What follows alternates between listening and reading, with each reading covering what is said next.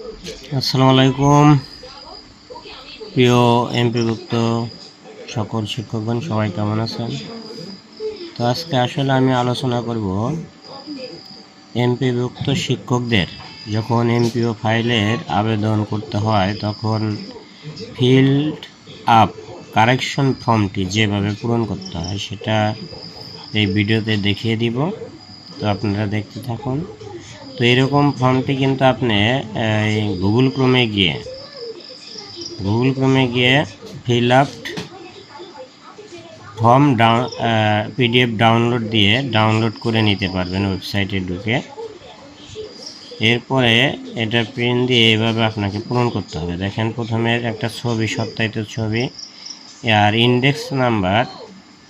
যারা একদম ফ্রেশ প্রথম এমপির জন্য আবেদন করবেন তাদেরকে এখানে ইন্ডেক্স নাম্বার দেওয়ার দরকার নেই। এরপরে নাম ইংরেজিতে একদম বড় হাতের অক্ষরে, এরপরে বাংলা স্পষ্ট অক্ষরে নাম লিখতে হবে। পিতার নাম, স্থায়ী ঠিকানা, বর্তমান ঠিকানা। এরপরে আপনি পুরুষ হলে পুরুষের ঘরে টিক দিবেন, মহিলা হলে মহিলার ঘরে টিক দিবেন। এরপরে শিক্ষা প্রতিষ্ঠানের কোড নাম্বার, শিক্ষা প্রতিষ্ঠানের নাম আর ওই শিক্ষা প্রতিষ্ঠানের ঠিকানা। এরপরে আপনার বর্তমান পদবি কোড ও বিষয়। এরপরে ব্যাংকের নাম দিবেন এখানে, আর ব্যাংকের শাখা কোথায়, ব্যাংকের অ্যাকাউন্ট নাম্বার। এরপরে জন্ম তারিখ, বর্তমান শিক্ষা প্রতিষ্ঠানে যোগদান, যেদিন আপনি ওই প্রতিষ্ঠানে যোগদান করবেন সেই তারিখ এখানে দিতে হবে। এরপর বর্তমান পদবিতে যোগদানের তারিখ আর প্রতিষ্ঠানে যোগদানের তারিখ একই হবে, সেম। আর প্রস্তাবিত বেতন কোড হচ্ছে, প্রথম যখন হাই স্কুলে যারা যোগদান করেন তাদের গ্রেড হচ্ছে 11 আর স্কেল হচ্ছে 12,500।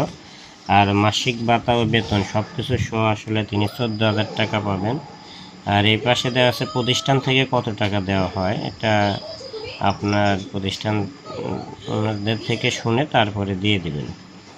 এরপরে শিক্ষাগত যোগ্যতা এভাবে দিবেন, এসএসসি আপনি কোন বিভাগে সেটা দিবেন। এই পাশে আপনার জিপিএ এবং কত সালে পাশ করেছেন সেটা উল্লেখ করবেন।